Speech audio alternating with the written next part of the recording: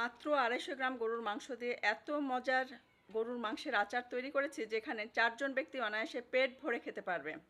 গরুর মাংসগুলো ছোট টুকরো করে কেটে ধুয়ে নিয়েছি। দিচ্ছি স্বাদ মতো লবণ, আদা রসুন বাটা, শুকনা মরিচ বাটা, হলুদ গুঁড়া আর অল্প তেল। খুব সুন্দর করে এটাকে মাখিয়ে নিব।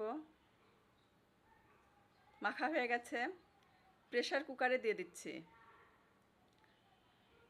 সিদ্ধ হবার জন্য অল্প করে পানি দিচ্ছি। ঢাকনা লক করে চুলায়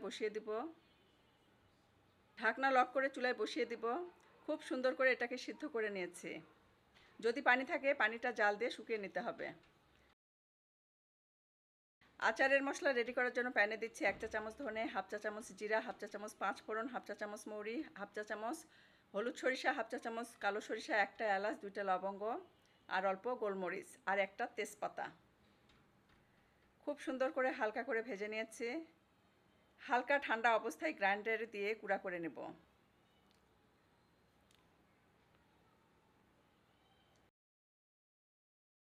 এটাও আমার গুঁড়া হয়ে গেছে।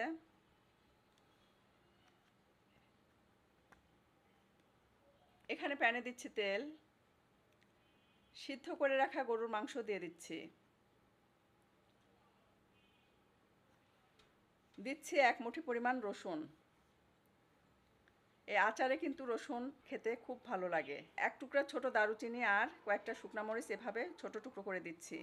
একদম স্লো ফ্লেমে এটাকে আমি জাল দিব যাতে করে মাংসের ভেতরে কোনো রকম পানি না থাকে।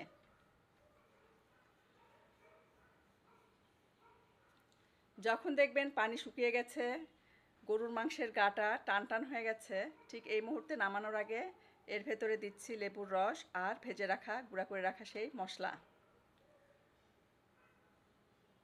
কালারটা দেখতেই পাচ্ছেন চেঞ্জ হয়ে গেছে, ভাজা ভাজা হয়ে গেছে। এখন লেবুর পরিমাণটা কম মনে হচ্ছিল তাই আবারও নামানোর আগে একটু লেবুর রস দিয়েছি। একদম সিদ্ধ হয়ে গেছে, সফট। যেমন সফট তেমনই খেতে কিন্তু অসম্ভব মজাদার। গরম ভাতের সাথে এই আচার কিন্তু 4 থেকে 5 জন ব্যক্তি অনায়াসেই খেতে পারবে। এখানে গরম ভাত নিয়েছি, আচার নিয়েছি। আচারের ভেতরে থাকা রসুনগুলো খেতে অসম্ভব ভালো লাগছিল। খুব সফট হয়েছে, মাংসগুলো খুব সফট। আচারে একটা ফ্লেভার আছে যেহেতু মশলাটা স্পেশাল ছিল। এভাবে মাখিয়ে খাচ্ছিলাম, মন প্রাণ ভরে যাচ্ছিল। চাইলে আপনারাও কিন্তু রেসিপিটি ট্রাই করতে পারেন, অসম্ভব মজার। একবার খেলে বারবারই মনে হবে এই আচারটা নিজেই তৈরি করি।